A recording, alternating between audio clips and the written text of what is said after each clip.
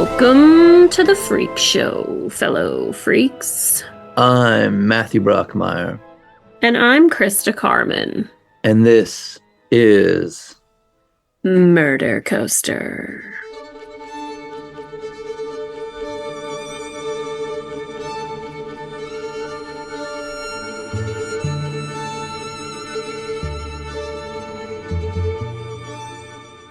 Ladies and gentlemen, welcome back to our second and final episode on the story of Shasta Groene and the monster that stalked her, Joseph Edward Duncan.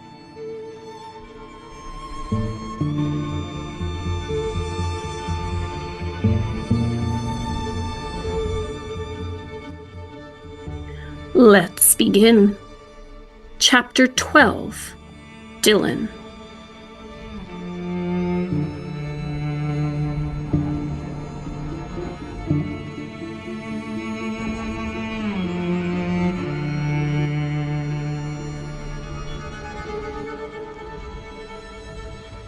No, don't do it, Jet, please, no!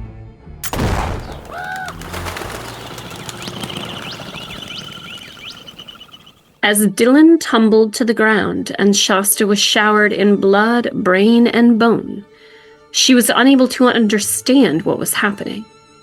Everything was foggy and strange. Then Jet was coming to her, crying, saying, I'm sorry. It was an accident, Shasta.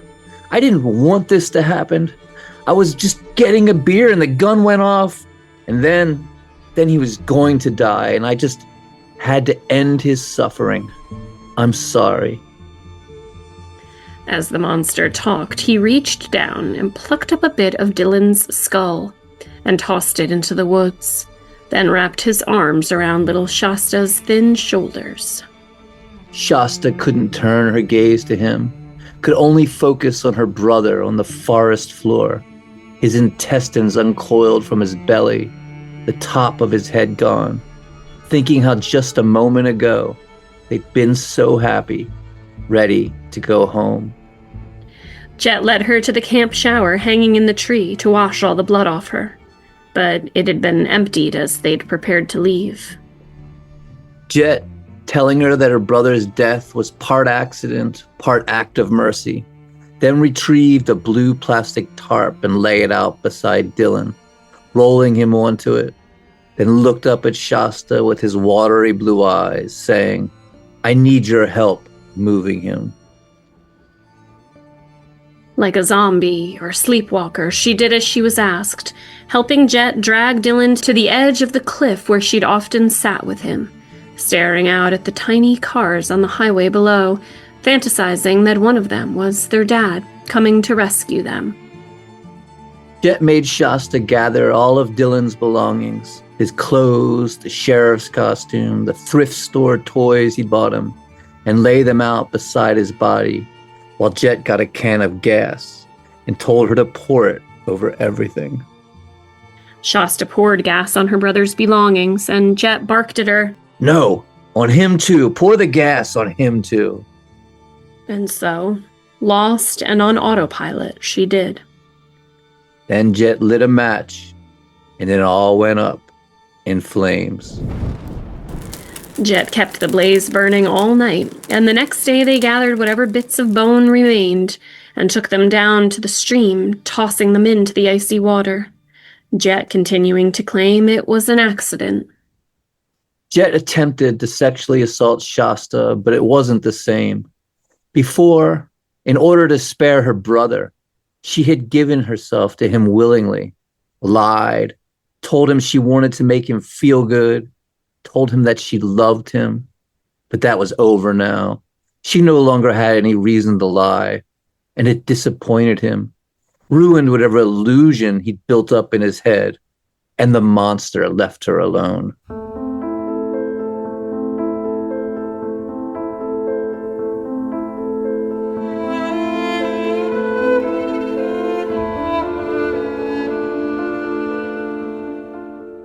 They then drove off the mountain, down that long, thin road along the cliffside. With her brother gone, Shasta felt more alone than she ever had in her short life. They drove to another campsite, less secluded, where there were barbecue pits and fire rings, even passing other campers along the way. Jet was agitated, angrily setting up camp, then weeping, then for a brief moment happy and whistling, then agitated again, telling her, "We're taking a drive." "Where?" she asked. "Just a drive." Shasta knew he wanted to kill her. As they drove, Jet called his friend, Dr. Richard Waxman, and told him everything. How he'd killed Shasta's family and abducted her and her brother, sexually assaulting them both, then shot Dylan, everything. The doctor calmly replied that he didn't believe him, that he was lying. Jet told him bluntly that he'd been raping and killing children and didn't know what to do with the little girl he had. To which the doctor replied, "Jet, I don't love you anymore." "How? How could you not love me? Don't make me post our videos on my blog. I can ruin your life." "I don't love you. Don't ever contact me again. I'm blocking this number." As Shasta wondered why the doctor didn't tell Jet to let her go or threaten to call the police, Jet angrily slammed his foot onto the gas pedal, the Jeep barreling through the winding dirt roads, skidding dangerously through the tall trees as Jet screamed, and threw his cell phone out the window, then slammed on the brakes, grabbed little Shasta from the back seat, dragged her out into the forest, and violently raped her. Afterwards, Jet just lied there for a long time, breathing heavily. Then he said, "We need to talk. I have to kill you. You know that, right?" "Yeah, I know." "How do you want to die?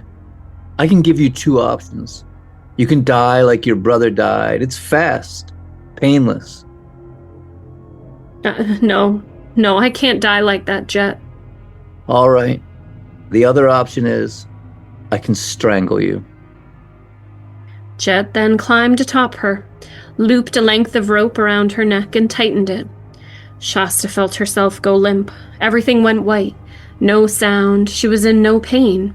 And then a voice came to her, the voice of her mother, saying, "It's not your time. Fight, Shasta, fight." And then the pressure around her neck stopped. She gulped air and looked up into Jet's watery blue eyes. He was crying, and he rolled off of her. "I can't do this. You're the only person who has really been there for me. I can't do this to you. I want to. I need to. But I can't. You saved me. You taught me how to love." Shasta, knowing she had to appease him to live, that it was her only way of fighting back, said, "I forgive you, Jet." "You taught me to love." They then went back to the campground, and Shasta curled into her pink sleeping bag, dirty and blood-caked, bleeding, bits of her brother's skull still tangled in her hair.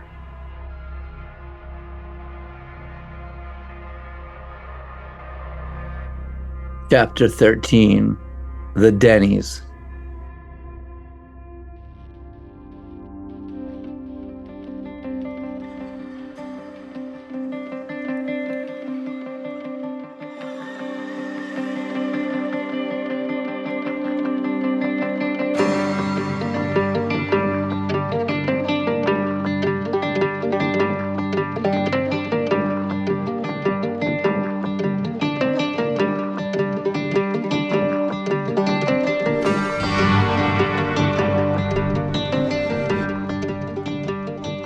As they loaded up the Jeep on July 2nd, 2005, and left the campsite, Jet seemed chipper, happy, all smiles, saying he wanted to visit family, introduce Shasta to his mom, then saying he wanted to take her to Oregon so she could meet his friends, chillingly calling them people just like me. Though the idea of meeting people just like him horrified her, Shasta went along with all of it, whatever it took to survive. telling him, "I want to go wherever you go." Jet set his cold monster eyes on her, trying to ascertain whether she was being honest or not, then nodded, thinking she was telling the truth. Shasta had fooled the monster. As they motored out of the campground and toward the highway, Shasta told him, "I want to show you my life, Jet. My school and where Dylan and I liked to play. Just some cool things about my life." "I would really love that," Jet said. "Then you'll take me with you and I can meet your mom?" Jet grinned and nodded enthusiastically. She had him in her snare. As they traveled along Interstate 90 through St. Regis, Montana, headed to Idaho, Jet told her how she changed him and therefore how precious her life was. They crossed into Idaho, traversing down from 4th of July Summit and into the Idaho Panhandle, and then they were in Lake Coeur d'Alene, Shasta directing him to her elementary school. She then started making things up, stalling, tricking him, delighting in deceiving him, pointing to a random house and saying, "My best friend lives there. I hope you get to meet her sometime. You'll really like her." They stopped at one point and lit sparklers, as if all was fun and games, a father and daughter camping trip.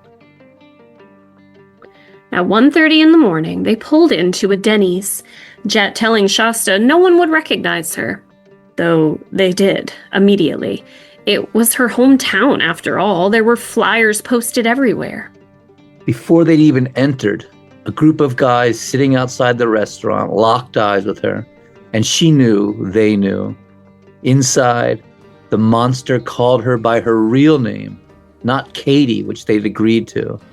And Shasta would later say that part of her wondered if he wanted to get caught. The waitress brought a coloring book and crayons, and Shasta ordered a milkshake. By the time it came, everyone in the restaurant was turning to look at her, and Jet was demanding the bill, saying they had to go. "We're in a hurry." 10 minutes passed, and the waitress came and told them the printer wasn't working, but they'd have it fixed in a jiffy. Shasta kept her head down, focusing on coloring a Disney princess as Jet let out an irritated sigh, and said they really needed to get going. And then a police officer was approaching, asking Jet what his name was. Joseph. Then the officer asked Shasta, "Hey there, what's your name?" She just kept coloring. "It's okay, honey. Can you tell me your name?" "You can tell him," Jet said. Then he leaned forward and whispered, "Take care of yourself, Shasta." And before Shasta could say her name, the officer was grabbing Jet's arm and pulling him out of the booth. And Jet turned to her and said, "Promise, when you're older, you'll come and see me." God, this guy is the fucking worst. "I promise," Shasta said. A promise she never intended to keep. The last lie she'd ever have to tell him. Then the waitress was sliding into the booth saying, "It's okay, sweetie. It's okay now. Where's your brother? Is your brother in the car?" "He's in heaven." Then Shasta was crying and saying she wanted her father, and the police were telling her they were trying to track him down. And then Shasta was in the back of the police car, telling them her story, telling them how Jet took them into the woods and filmed them, how he claimed he'd shot Dylan by accident, matter-of-factly stating, "My privates are bleeding. You should probably keep my shorts for evidence." Then telling them, "He told me I taught him how to love." Police finally located Shasta's father, Steve Groene, at his sister's house in Seattle and put him on the phone with Shasta. Daddy, it's me." She expected him to be strong, needed him to be strong, but he was crying, weeping uncontrollably. Then, through his tears, he said, "Where's Dylan?" "He's in heaven with Mom and Slade." And the phone went dead. He'd hung up on her when she needed him the most. And for the rest of her life, she'd wonder what his reaction would have been if it had been Dylan that had survived and not her. And so began an extremely tumultuous father and daughter relationship, filled with trauma and unaddressed issues, guilt, remorse, and deep-seated pain that would take many years before it could find a semblance of healing. Chapter 14, The Hospital.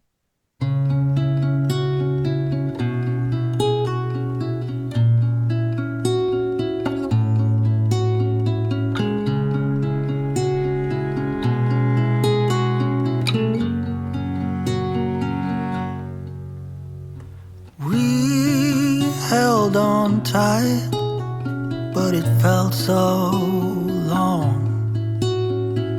Tell me, where did we go wrong? When you're in the sun and I'm lost in the shade, then who's supposed to lead the way? The home that you built, the sweetness in my veins, we could survive on what remains.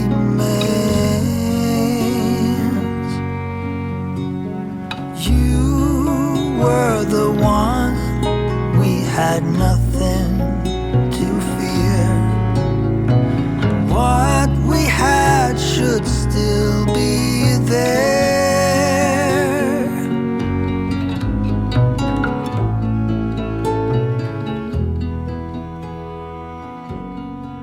Shasta was brought to the Kootenai Medical Center, where the first person to show up was her father's girlfriend at the time, Kathy Burt, a dental hygienist, who Shasta considered a surrogate mom and unofficial stepmother, a woman she often turned to instead of her own father.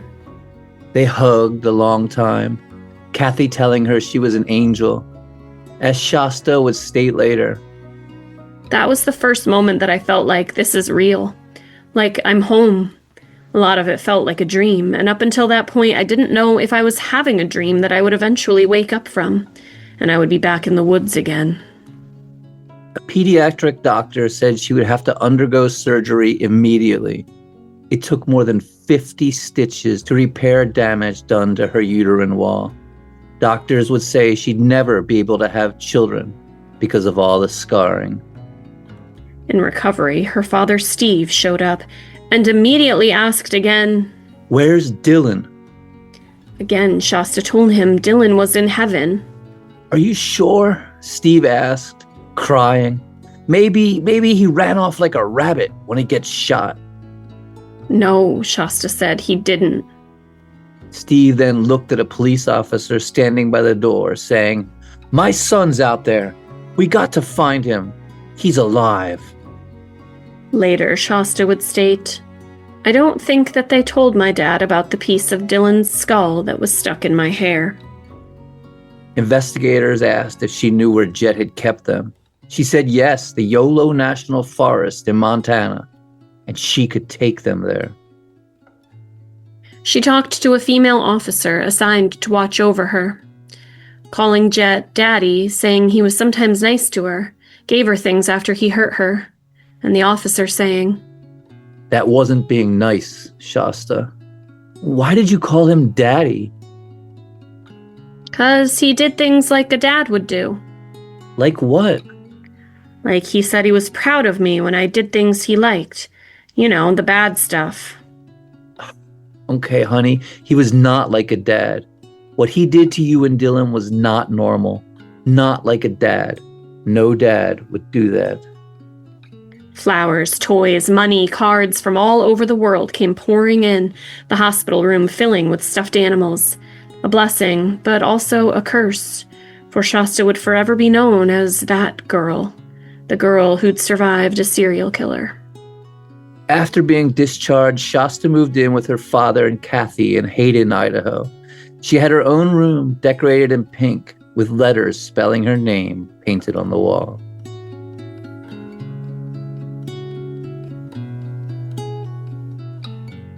Chapter 15. Dylan's Remains.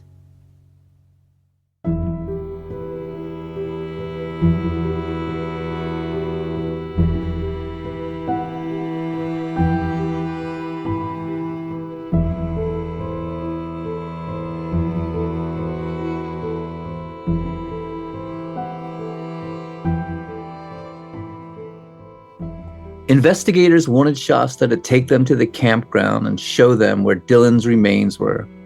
Her father, Steve, was torn. He didn't want her to have more trauma, but part of him wondered if Dylan could maybe still be alive. Also, finding the remains would help ensure Joseph Duncan received the death penalty. He also could have thought about the fact that maybe he would have saved her some more trauma if he'd acted like he gave a shit that she was okay. I digress. As for Shasta, she was insistent that she take them there. She felt she owed it to Dylan. So on July 29th, 2005, less than 4 weeks since she'd been found, Shasta and her father loaded up with a convoy of law enforcement and headed to Montana with Shasta as their guide. In order to better create the original drive, she lay down on the floorboard, saying, "I can remember by how the road feels, like that night." At one point, she had them pulled over and said, "This is where we got out to pee." She then led them to the national forest and up that winding dirt road, 12 long miles along the cliffside, all the way to the top, a place that she'd been held for 7 grueling weeks. She showed them around, investigators finding signs of their stay. One of Shasta's hair ties, an empty can of Spam, where the camp shower had hung, where she'd been chained to a tree, and where the contraption had been before Jet had dismantled and burned it, Steve following silently behind. Then she brought them to the fire pit where Dylan's body had been incinerated. Technicians shifted through the ashes, finding bone fragments and teeth, filling several gallon-sized Ziploc bags, until Steve stepped forward and said, "Do you need all of it? That's all that's left of him." They said they didn't, and Steve knelt down, removed an old Altoids tin from his pocket, and gently put some remains inside it, a tooth, and a few pieces of bone fragments. Then Steve retrieved a wooden cross he'd brought along, Shasta writing Dylan's name and birth date and death date on it, and they pushed it into the earth.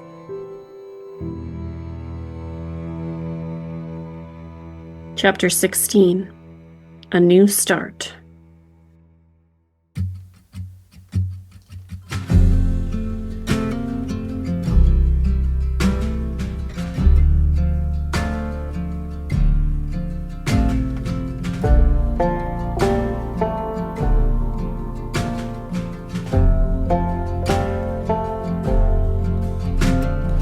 Follow through, take your time.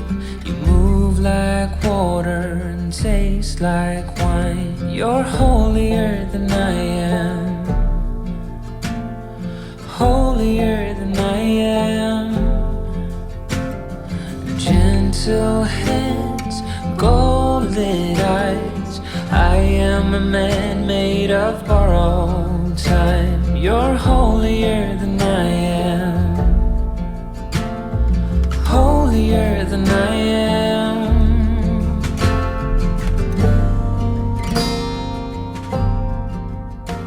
Shortly after the trip to the Lolo National Forest, an FBI laboratory confirmed the remains found in the fire pit matched Dylan's DNA. A mixed blessing which brought closure, but at the same time great grief, for Dylan was now officially gone. Charitable trust had been set up in Shasta's name, and it was used to build Shasta and her family a house in a nice neighborhood close to Shasta's school, painted green with cranberry trim. Shasta's room fully furnished with a white vanity and a big mirror and a queen-sized bed. Then came devastating news. Steve was told he had throat cancer. At first, Steve wasn't expected to live, but after having his larynx removed and bouts of chemo, the cancer went into remission, though he ended up having to speak through an electrolarynx device. The cancer left Steve unable to work. He was on government disability. Shasta's trust paying for all the household expenses. Shasta felt a need to talk to her father about what had happened, what she'd been through, but he refused to hear it. If she brought it up, he'd throw his hands up in the air and storm out. There, all of this emotion and trauma welling up inside her, threatening to burst. She needed to let it out, but he wanted to pretend it didn't happen. It was the elephant in the room. And Steve sought to cut off all media that could mention what had happened, once catching Shasta watching a news program about it on television and flying into a rage, saying through his electrolarynx device, "What did I tell you about this shit, Shasta? "Why can't I watch? I want to see what's going on." You don't ever watch this shit. "It happened to me, Dad." Never watch this shit." Then he'd get drunk, swilling vodka all day, and tell her it was all his fault, that he was supposed to have had her and Dylan that weekend, but he'd backed out, saying through his tears in his strange electronic voice, "If I had been there, then none of this would have happened. Your brothers would still be alive." Sometimes Shasta wished she could trade places with Dylan.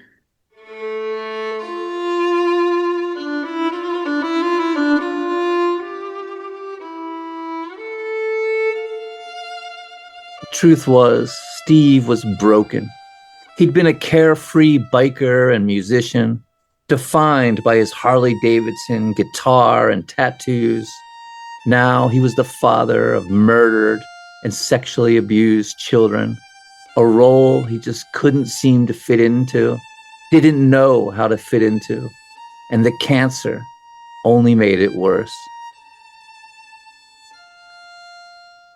He'd have crazy fits of anger over seemingly random things. Once when Shasta was dressing up as Dorothy from The Wizard of Oz, hair in pigtails, putting on makeup and bright red lipstick, Steve came in, and when he saw her with all the makeup, grabbed her and began to spank her for wearing it. The police were called. Steve admitted he was out of line, and they let him go. When Oprah Winfrey invited them on her show, Steve was all about it, but Shasta was unsure, didn't want to be on a stage in front of an audience with lights pointed at her, and her therapist was adamant that it was too triggering and she shouldn't do it. So Steve fired the therapist. But still Shasta refused to go, and Steve ended up going on the show alone. Shasta began to deeply resent him. He was in charge of the trust that had been set up for her from all the donations and grants for survivors of assault, and he'd immediately bought a brand new Harley Davidson with some of the money. It was the first thing he did. Shasta even questioned his very innocence. When the murders and abductions happened, he was originally one of the main suspects.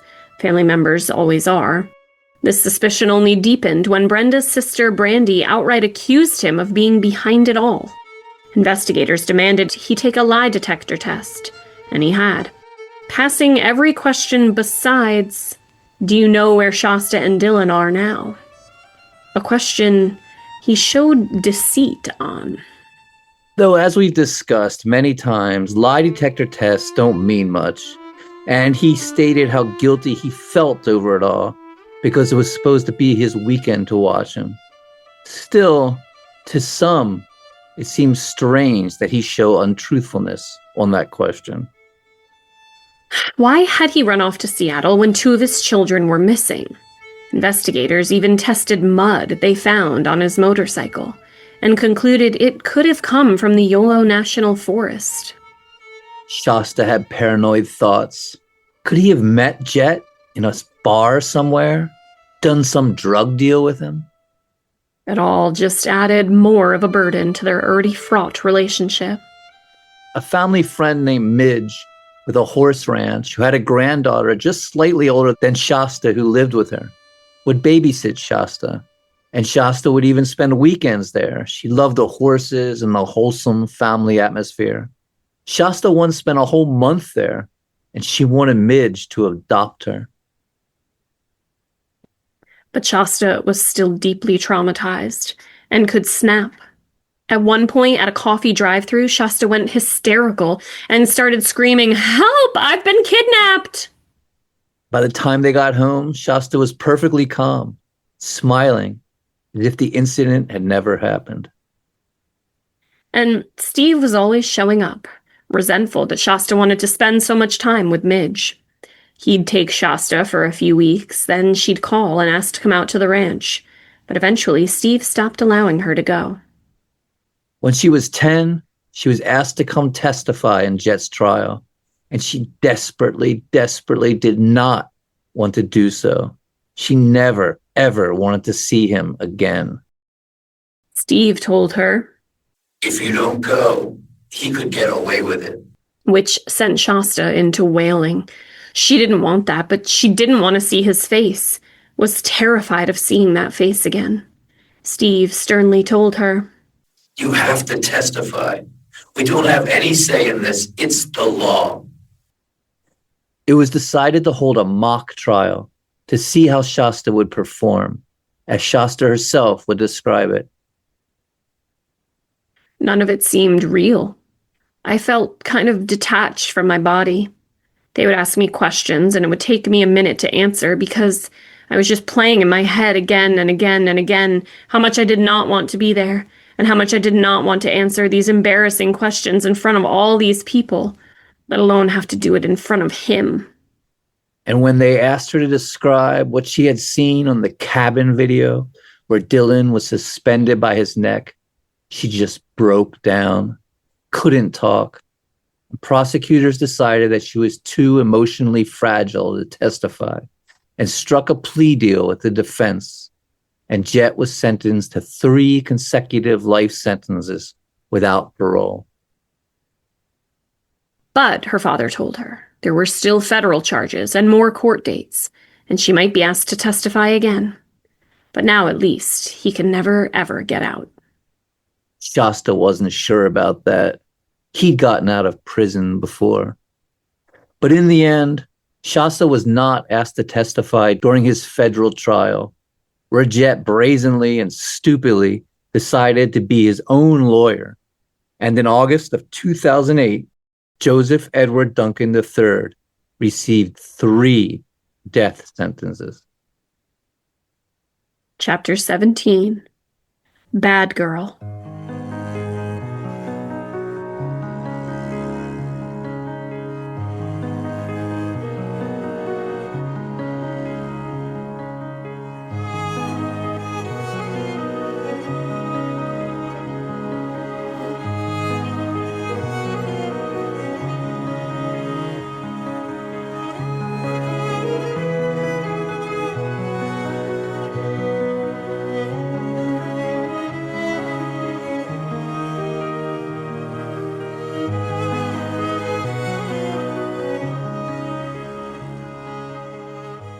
The years passed, the rift between Shasta and her father only widening. She got into goth and deathcore, her favorite band being Suicide Silence. She started wearing all black and gobs of black eyeliner, getting piercings, piercing her nose and her lips herself. She went to a corn show and relished being in the pit of slam dancers, loving the feeling of letting go and riding a wave of anarchy. She also started acting out, getting in fights, skipping school, was arrested several times for shoplifting, for weed, ended up in juvenile hall. She started smoking cigarettes, experimenting with drugs, even dropped acid. She got pregnant when she was just 12, something doctors said could never happen because of the abuse she'd suffered. Then she miscarried. She came home with hickeys on her neck, and when Steve found out she was seeing a 16-year-old boy, he lost his mind. He couldn't control her. She'd gone feral. Everyone agreed Shasta was out of control and heading down a dangerous path. Shasta herself couldn't deny it. Weeks before her 14th birthday, an intervention convened, headed by her court-ordered psychologist, Laura Taylor. Her father was there, as well as the principal of Shasta's middle school and a juvenile probation lawyer. Shasta was told she was being sent to a treatment center called Vista at Dimple Dell Canyon in Utah, where she'd stay for 6 to 9 months, getting the intensive therapy she needed to deal with her trauma and move on. Shasta said she didn't want to go, began to cry, but they told her she had no choice. They'd gone to a judge. It was court ordered.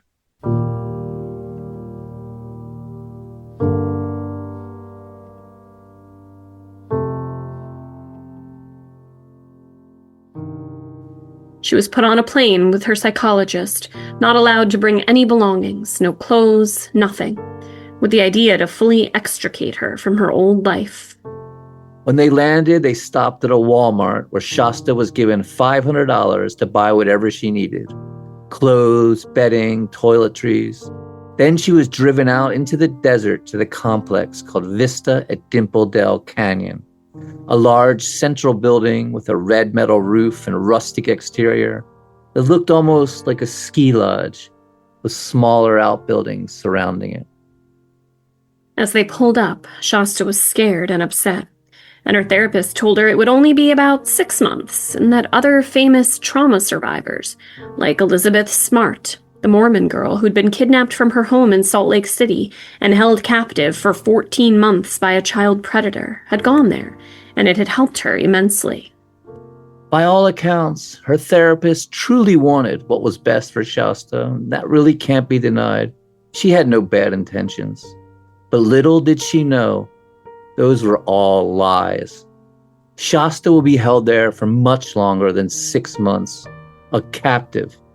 And Elizabeth Smart had never been part of that program, never been there. That was a lie the staff perpetuated. And far from healing, Shasta would be re-traumatized and come out worse than she'd gone in. Chapter 18. Vista at Dimple Dell Canyon.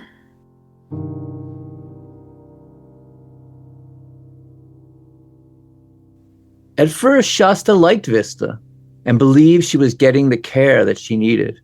She was amenable to treatment. She wanted to heal and put the past behind her.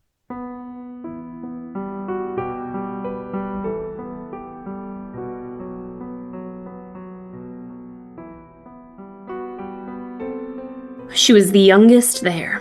All the girls were broken in some way. Cutters, eating disorders, anger issues, nearly all of them experimenting with drugs, and they all knew who she was when she arrived. That girl, the girl who survived a serial killer. She was prescribed Zoloft and amitriptyline and assigned to a therapist named Marty Zimmerman, whom everyone called Zim. A weird Mormon, they were all Mormon there, with no hair, completely bald, not even eyebrows, giving him an alien look. Zim told Shasta that she needed to accept her responsibility for the things that had happened to her, to stop blaming, stop playing games, follow the rules, and fake it until she makes it. The fake it until you make it thing seemed incredibly odd. Did they want her to lie? To pretend? How could that be good therapy? Creepy hairless Zim explained to her that she wouldn't be able to start the actual trauma therapy she was there for until she completed the behavior modification program and conformed to the group's rules, and proven herself through group therapy sessions and the point system. Points were awarded for each and every activity, from waking up on time, making the bed, schoolwork, and good attitude. When your points didn't add up, you were mocked, called lazy, and forced to wear pink scrubs and remain within arm's length of staff always. Some even forced to sleep in the hallway on a mattress. You could lose points for any infraction, like putting your hair in a ponytail without permission. If the points added up, you moved to level 1. You could talk on the phone for 10 minutes to your parents every weekend, though the calls were monitored. At level 2, you could read approved books and go on outings and got 10 more minutes on the phone. Level 3, you could actually wear jewelry and listen to music. Level 3 CL, or 3 community leader. And you could talk on the phone unmonitored, asleep at a staff member's house, and were being prepared to leave. It was like a prison. Many of the girls completely despondent. At night, the halls would be filled with screaming. The group therapy sessions were horrible, basically blame sessions. They were screamed at and told to own up to their responsibilities, be held accountable, stop making excuses. Girls were called selfish, ungrateful, all to blame. The sessions were designed to shame the girls into compliance. When a girl would complain about her parents, she would be told, "You messed up, hurt your mother and father. They don't deserve a daughter as selfish as you." This is insane. Like, was this even, like, how and why? And just what the fuck? This was common. Called it like tough love. And there's a lot of different documentaries about things like this. You know who was in a program like this? Was Paris Hilton. And she's come out against them like crazy. She's got a whole program devoted to things like this. Jesus.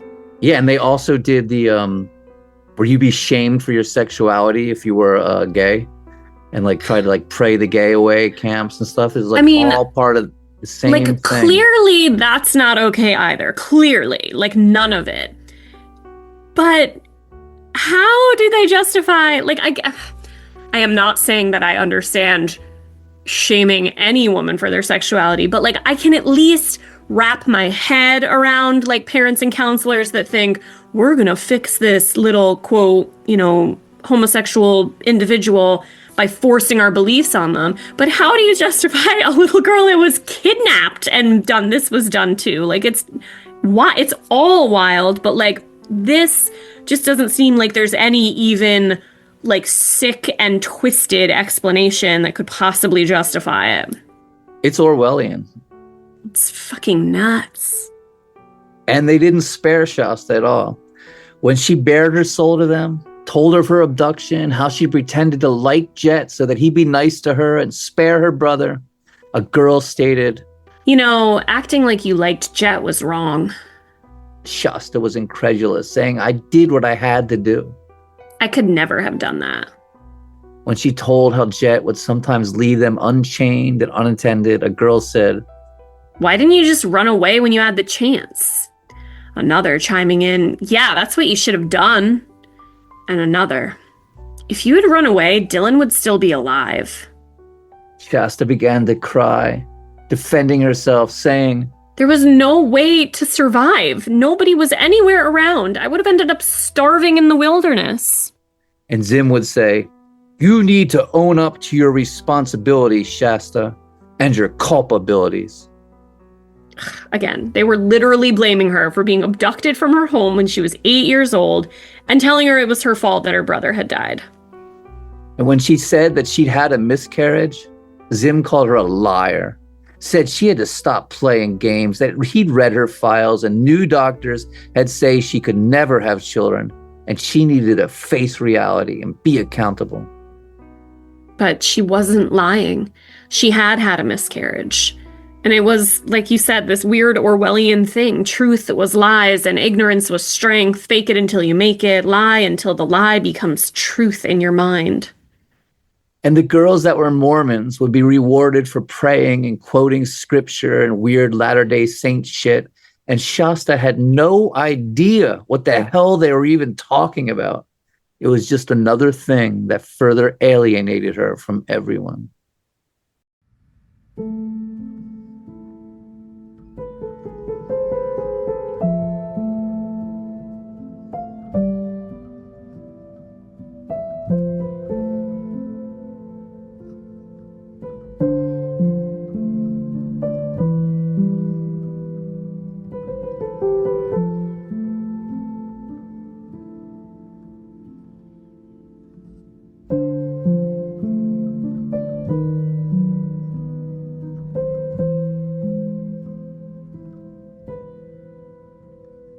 There were favorites the staff would greet, saying they were gorgeous and beautiful, right in front of the other girls dealing with serious body dysmorphia and eating issues.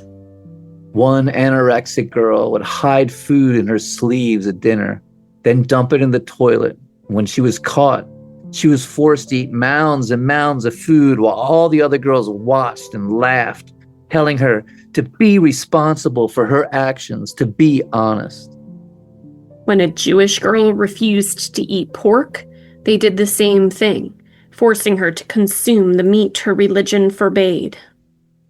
Shasta confided to her roommate she didn't understand this therapy, especially this fake it till you make it, asking her, are we just supposed to lie? Her roommate sighed. Do you want to get out of here? Yes. Then just fake it. Follow the rules, do what they want until you get used to it. Then you'll make it out of here. It's the only way out. Months passed. They called Shasta a liar at every corner, beat her down emotionally until she came to the point where she'd say or do anything they wanted. It was all compliance. Finally, after a year in the system, she was allowed to start the actual trauma therapy that would be her exit out. The first thing she had to do was forgive. Forgive her father and admit it was her fault for the way she'd been treated, and forgive Jet and accept her responsibility, which is so seriously fucked up. Shasta told Zim she couldn't forgive Jet for what he'd done. He told her it was the only way. You have no choice. You cannot heal with so much hate in your heart. Then she could begin to grieve. After weeks, Shasta finally gave in and said she would forgive Jet. At this point, gaslighting herself. Then Zim told her she had to return to the site of the abduction for a picnic to gain new memories in order to erase the old ones. You want me to go on a picnic where my family was murdered? Trust me, the bald Mormon told her. Trust me. Go there and write down everything you should have done that you didn't. If you face your accountability, acknowledge what you did wrong, then you can heal. Chapter 19. The Picnic.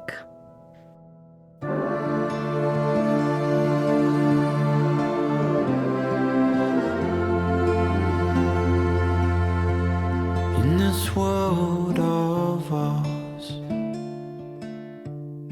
we made everything the shape of the clouds, the stars in the sky above, and held in these two hands is a flag I can't raise in this world of ours. To her father and her court-ordered psychologist back in Idaho, the picnic seemed weird. Too soon, too risky, too much. Steve said, What the fuck? That makes no sense. but Shasta was flown out with a staff member to Wolf Creek Lodge, where Steve met them. The house they'd lived in had been torn down, but the old crabapple tree still remained, and they sat beneath it. Steve said he didn't get why they were there, and Shasta explained to her father that it was all about accountability, that she was to write down what she had done and what she would have done differently as a way to get over the trauma. It still made no sense, but Shasta did as she was told, writing everything down in a notebook, and the next day she was shuffled back to Utah and Vista at Dempledale Canyon. Later, Shasta would say about the picnic and how it was supposed to heal her. It did the opposite. It really traumatized me. It brought everything back and left me broken inside.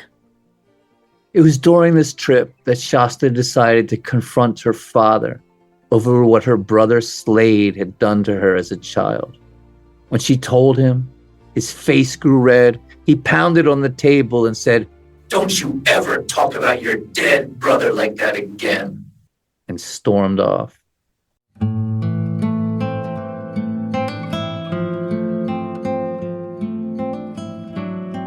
At Vista, Zim now deemed Shasta ready to move forward, and on August 17th, 2011, she moved into the teen living house, which gave her much more freedom, and she started at Paradigm High School, a charter school also run by Mormons. It was a weird school with many fundamentalist Mormons, the sects that have multiple wives and dress like old-time prairie folks with their hair in elaborate braids. And there were also boys. She met a guy named David Fontana, a redhead with a thick New York accent, baggy pants, living in the boys' teen living house. She really liked him, even asked if she could date him, but was told that was strictly forbidden. She started smoking spice, a lab-made THC-type substance, which conveniently did not show up in drug tests. At one point, she left campus with her spice dealer, who was from a fundamentalist Mormon home, and went to his house, as she said. They had 47 siblings, children from his father's 6 wives. They weren't allowed to hang out with anyone outside the school. More and more, Shasta began seeing how weird everything was and feeling like it was a scam they were running. She figured out they were charging her $10,000 a month, and the trust had allocated $200,000 for therapy, and they were going to milk her for every penny, keep her for 20 months, then spit her out after robbing her blind. And there was nothing she could do about it. She decided the only way out was to get kicked out of the program. So she told them she was addicted to spice, and they told her she was being dramatic. She told them her father was a Hell's Angel, and she wanted to join the outlaw biker culture, which really pissed her dad off extremely when he got the news, because he was already suspect enough. She told them the program was a joke, a farce, that she'd lied about everything just to go upwards in the levels. They told her to stop the jokes and be serious, be accountable. She was a cash cow, and they weren't going to let her go. At school, she sat smoking spice with David, the boy she liked, saying, Why am I fucking even here? This place is a joke. It just makes everything worse. He agreed, saying, Why are any of us here? I can't be here anymore. I can't be here anymore either. I fucking hate this place. And they decided to run away. Right then and there. No plan, no supplies. They just got up and started walking. Chapter 20. The Runaways.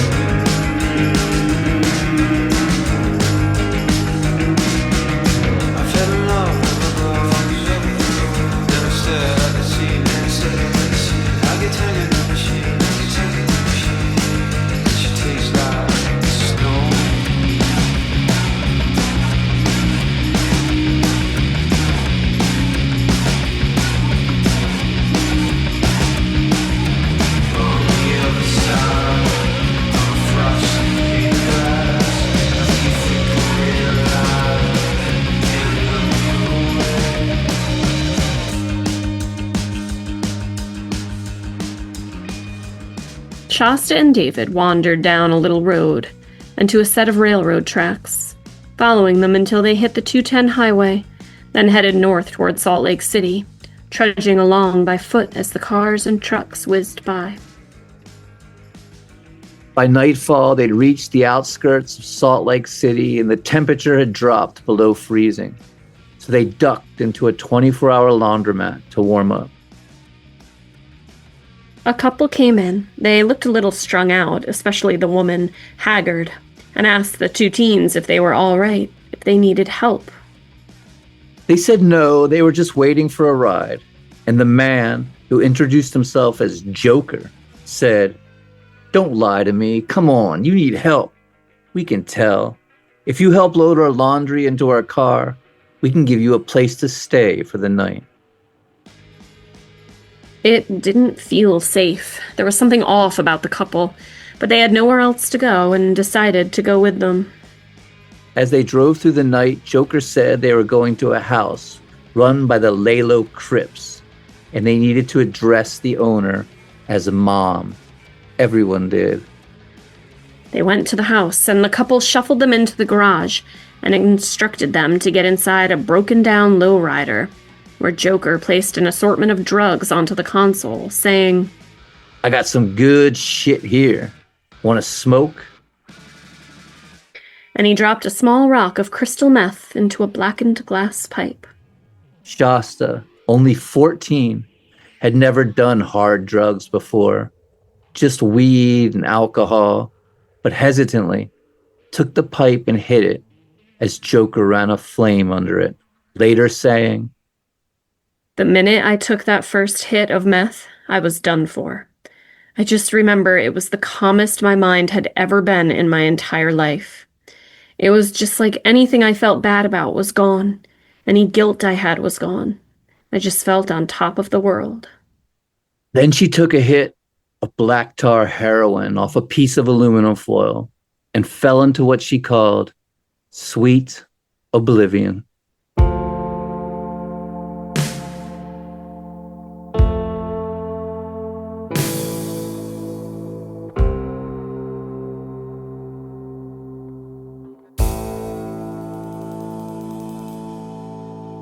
They spent the night in the broken-down car getting high, and the next day, a lady named Tweety Bird drove them out to a seedy motel off of Interstate 80. They got high, and she told them to wait there for her. She had to do a quick drug run.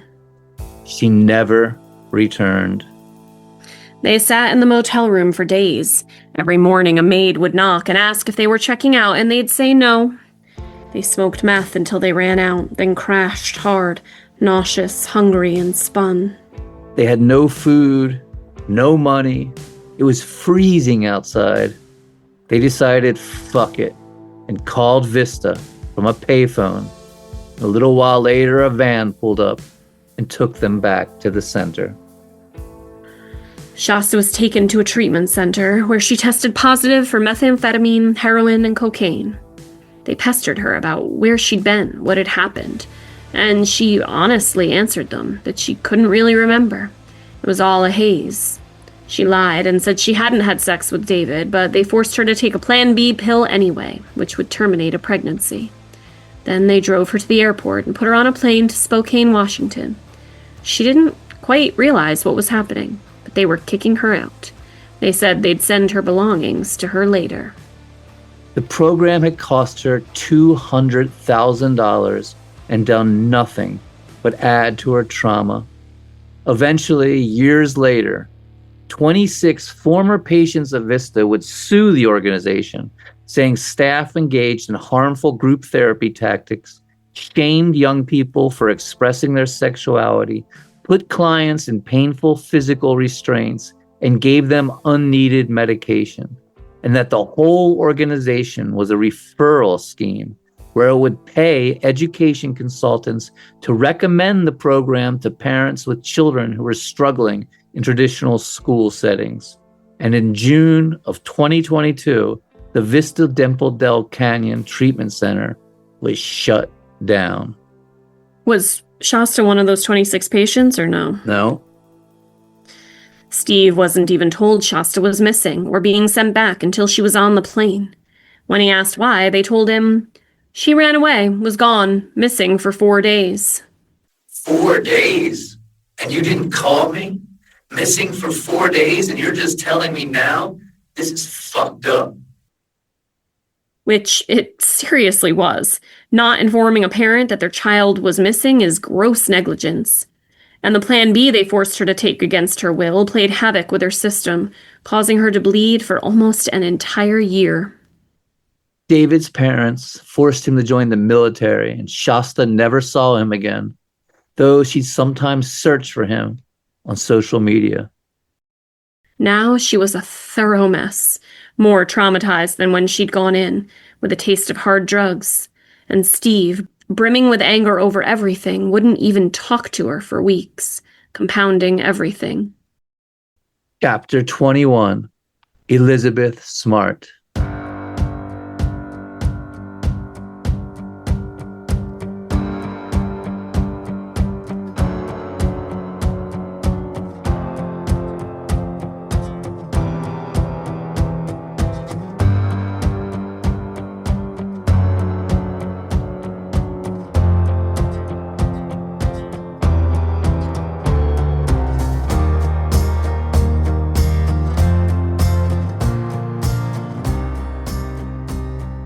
Shasta was constantly compared to Elizabeth Smart, the girl who was abducted from her home in Salt Lake City at 14 by a child predator and held for 9 months.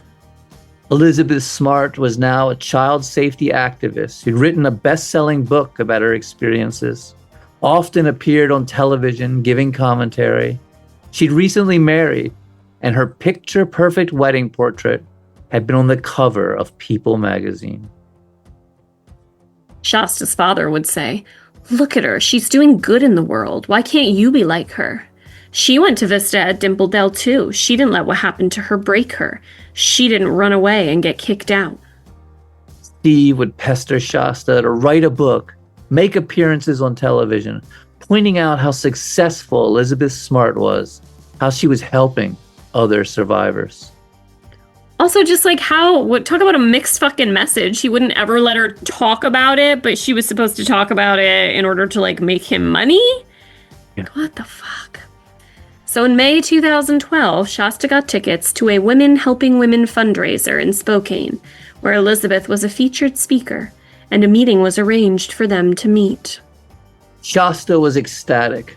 She felt that of all the people in the world, Elizabeth Smart would understand her and her trauma better than anyone, and the two might become friends and help each other. After Elizabeth gave a speech to the 2,000 attendees, Shasta went backstage to meet her. Elizabeth was elegant, blonde, poised, an iconic survivor of abuse, who'd used the trauma she survived to become a better person. Shasta approached her, saying, "Hi, I'm Shasta Groene. I'm so glad to meet you and appreciate so much what you're doing for survivors. Our stories are so similar." To which Elizabeth said, "I'm sorry, I don't mean to interrupt you, but I have a plane to catch." She handed her a copy of her book, turned her back on her, and walked off. And that was that. As Shasta would later say, She was not interested. Like she had something better to do. Like she was a celebrity. I wanted her to see me as a survivor. I came to her as another survivor. We were both survivors. As if a survivor comes to a survivor, you have this mutual love for each other. Like, we survived when we shouldn't have, you know? But it wasn't like that with Elizabeth Smart. the truth was they were not that similar. For one, Elizabeth Smart had never been in Vista at Dimpledale Canyon. That was just one of the many bullshit lies the center claimed to rope people in. And Elizabeth Smart grew up in a beautiful home with running water. Her dad wasn't a biker covered in tattoos. She'd never gone hungry, watched her mother do drugs, seen her parents get into violent fights. She'd never been molested by a family member. She'd never done heroin or speed or cut herself or had her brother shot in the head right next to her while she was holding his hand. No, Elizabeth's claim to fame was that she had been taught to play the harp at age 5, something which boggled Shasta's mind. The next time Steve compared her to Elizabeth Smart, Shasta shot back. "Stop comparing me to that bitch. I don't fucking like her. Fuck her." Chapter 22, The Downward Spiral.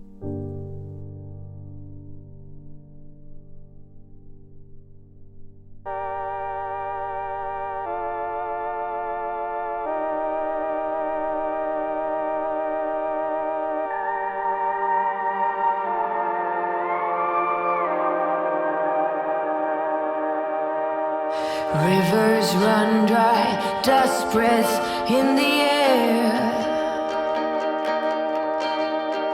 Two dark days, do you have a tear to spare? Make a promise, the world awaits. It's heavy just breathing through this debate.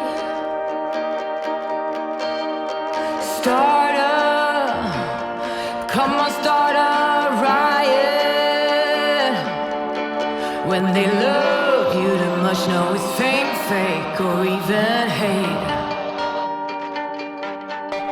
Don't be scared if the weight paralyzes your state at the gate. No, it's a lot to take in. It's designed to know when, don't wait. Don't be scared when the weight paralyzes your state at the gate.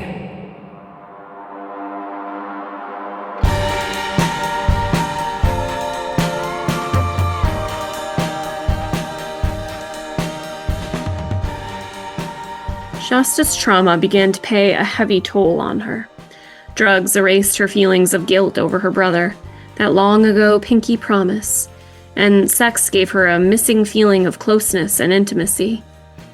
Physical pain relieved the emotional pain, and she cut herself so often that she had to wear long sleeves in the summer to hide the scars. She carved "I'm sorry" into her abdomen. She found she could find sympathy with drug users for what she'd been through, later saying, "When I was a teenager doing meth at a trap house, the people that owned the house would be like, 'Oh yeah, she's the only minor allowed in here.' And it was always because of what I went through. They'd be like, 'Well, I don't think anybody would fucking blame you if you were getting high. Of course you're going to get high.' Everything I did was used as an excuse for what happened to me." Smoking speed wasn't cutting it. She wanted a stronger rush and began shooting up. In order to maintain a steady supply, she started dating older drug dealers, dealing drugs herself. And as the meth more and more influenced her actions, she began getting into all kinds of trouble. She was arrested for smashing the window of a boyfriend's car out. In 2012, Steve went into her room to wake her up for school and found a 20-year-old man in bed with her. She told him to fuck off. He called the police. Steve now had a new girlfriend, which hurt Shasta because she'd really loved Kathy, who'd been like a second mother to her. Steve's new girlfriend was a tough biker mama who was a drunk, encouraged her father's already bad drinking habit. And Steve kept drunkenly telling Shasta, "Doesn't she look like your mother?" Which pissed her off to no end. No, she thought, this haggard, drunken biker woman is nothing like my beautiful artist mother was. A boy at school taunted her, so she punched him in the face and bloodied his nose, and was arrested for battery. She ran away from home, and when she returned, Steve called the police. While he was on the phone, she attacked him, which the police heard, so she was arrested again. She stole a kid's laptop. It was all trouble. It was all bad. Steve threatened to send her to the Idaho State Hospital, so she punched his flat-screen TV, smashing the screen, grabbed his glasses off his face and bent them into a ball, then threw a coffee cup against the wall. She ran away and would return when her father wasn't home to shower and get clean clothes, sometimes bringing her druggy friends back with her. It all coming to a head when some of them stole Steve's vintage music equipment. Shasta was arrested on suspicion of burglary, obstruction, and giving false information to a police officer. This was compounded by the fact that a notorious meth dealer's house had been raided, and it was revealed that Shasta was one of his top drug runners. This time, she wasn't going to get a slap on the wrist or a fine or probation, let off easy because she was that girl, the girl who'd survived 49 days with a serial killer. This time, Shasta was going to prison. Everyone seemed to agree it might be what was best for her, keep her from killing herself. Her arms were littered with track marks from shooting up. She was strung out, sickly. At the very best, she'd get clean for a while, at least. Chapter 23, Prison.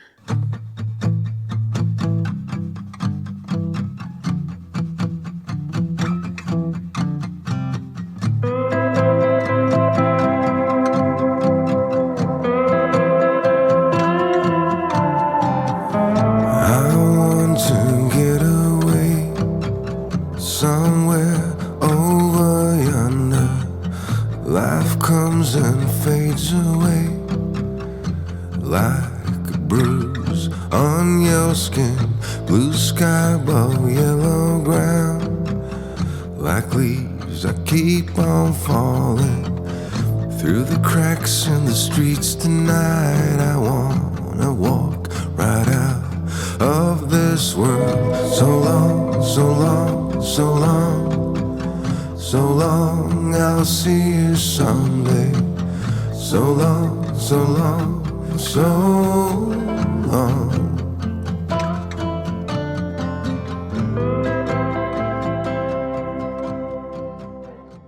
Shasta Groene turned 17 in the juvenile prison in St. Anthony, Idaho.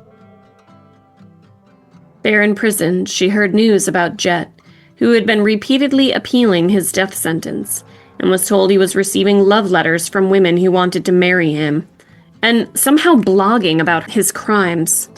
It all made her sick.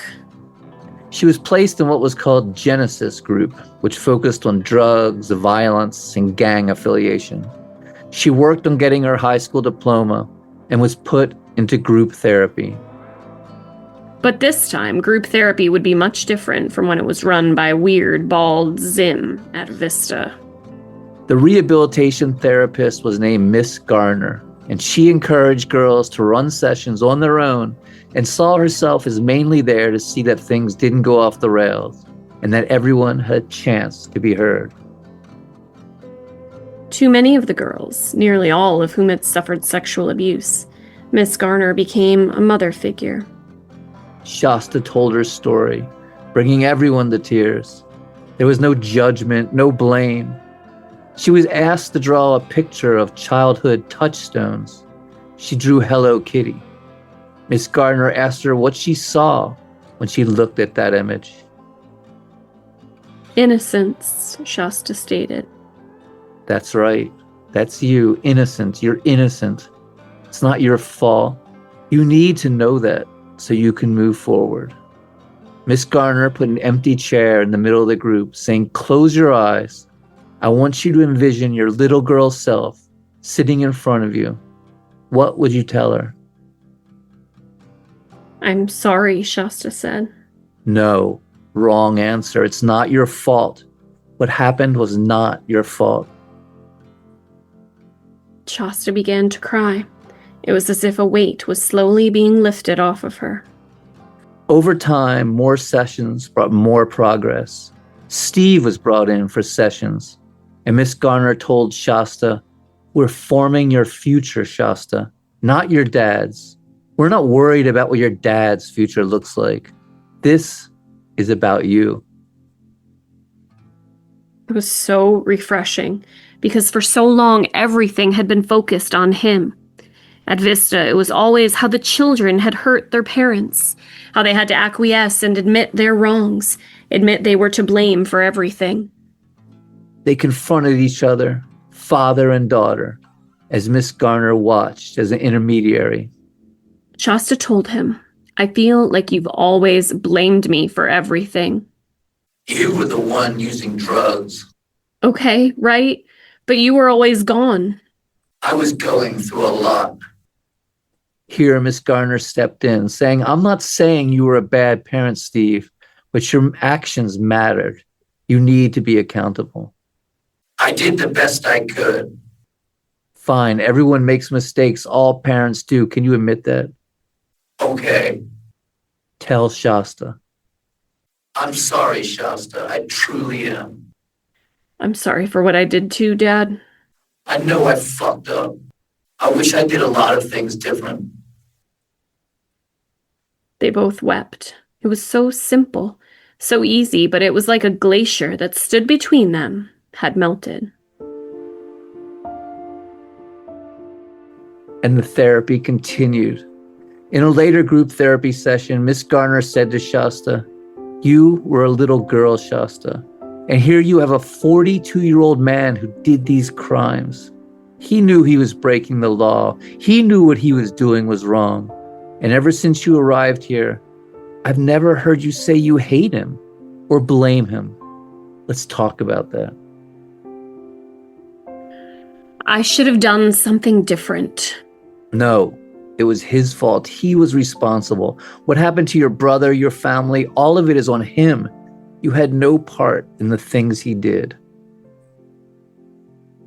A girl spoke up. You were innocent in it all. Another said, Shasta, you can't blame yourself for what that fucker did. And Shasta realized that the hate she had in her heart had been for herself, and she needed to release it.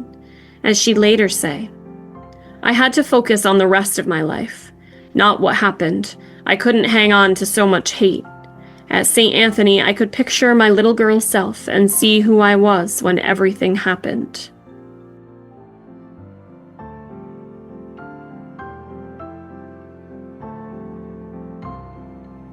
Chapter 24, Freedom and the Light at the End.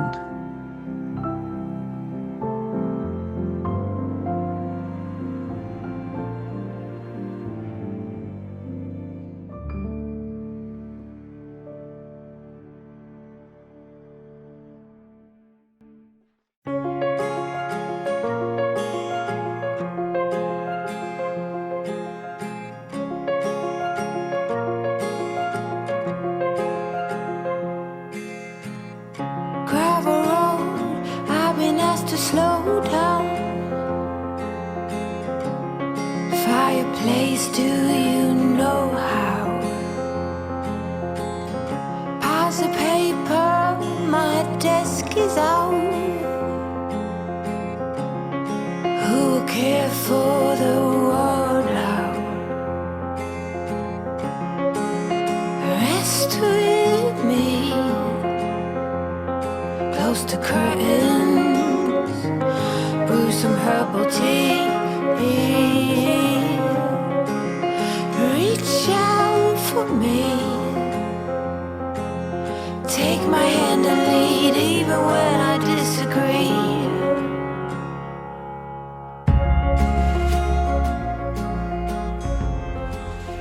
At 18 years old, Shasta had left St. Anthony. She had a high school diploma now and had begun to truly heal. In the end, prison had done what so many others couldn't. It had been what she needed. It was not all a bed of roses. She relapsed, got clean, even went back to jail, was released again. But she had learned to forgive herself. And as bumpy as the road was, it was no longer a road to self-destruction. It was now a road of hope and recovery and healing. She realized what all survivors know. There's no magic wand that can take away the effects of trauma. It's a lifelong battle. But she felt a need to change, a need to get better. She got married, had 5 sons, defying all the doctors who'd say she'd never had children. In her heart, she always knew she'd be a mother, and she was right. Her husband broke her heart and cheated on her and then went to prison. And Shasta realized she was attracted to women and found love there. She documented her trials with tattoos, including Midnight and Fear God in elegant script above her eyebrows. In 2018, Joseph Edward Duncan's final petition to vacate the death penalty was denied.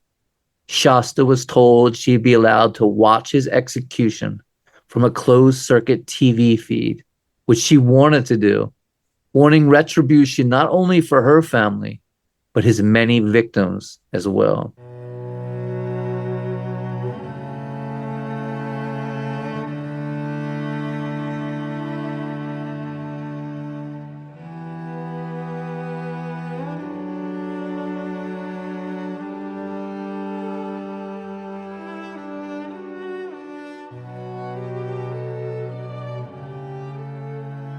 In 2019, her father Steve passed away. She felt their relationship could have done with more healing, could have progressed more. But they'd crossed many roads, and she'd long forgiven him, and he'd forgiven her. She knew the enormity of what he'd gone through, the anguish of losing children, then being accused of their murder, then his cancer, the enormous weight of trying to be a parent to a little girl with so much trauma.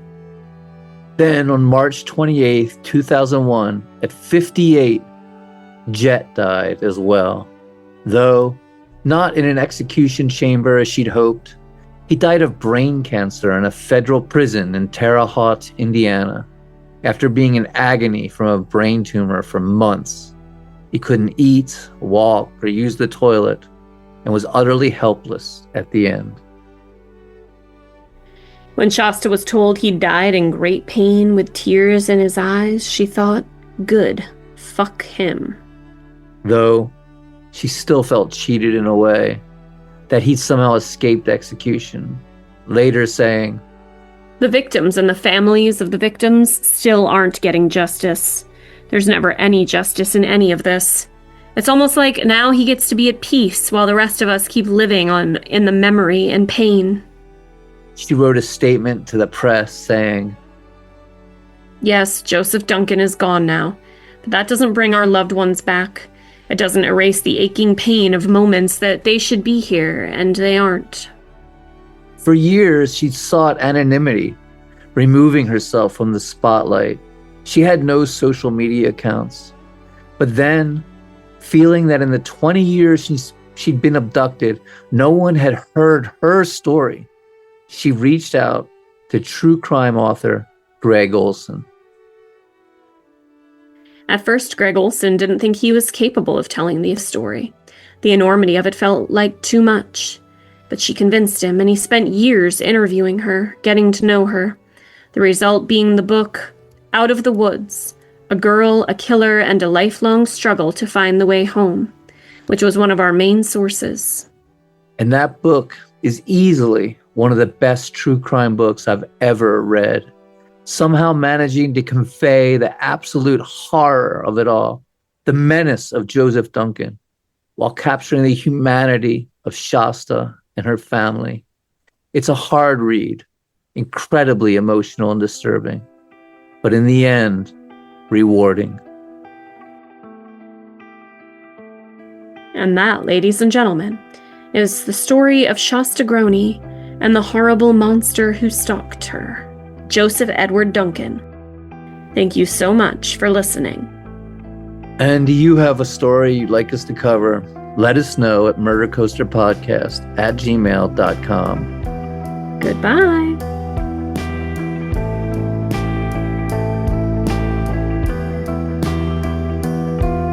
You walk away, didn't say goodbye. Two silhouettes disappear into the night. I take my time. Nothing matters when I'm in your arms. Slow the river goes.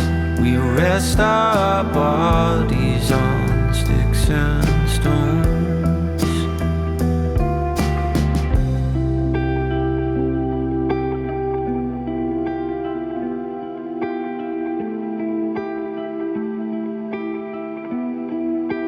In our cheap embrace,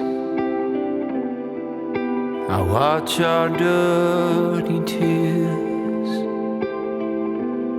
fall.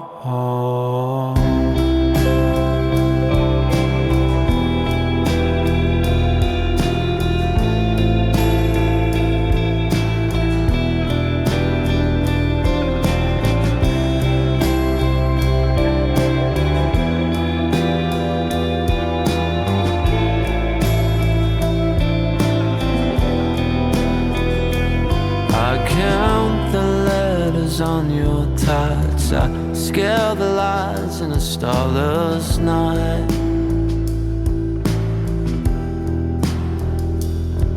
The sun and moon reverse. I sit here and doubt and think on you. I hold back and I wait for something to change. But nothing can come from us. And in our cheap embrace, I watch our dirty tears fall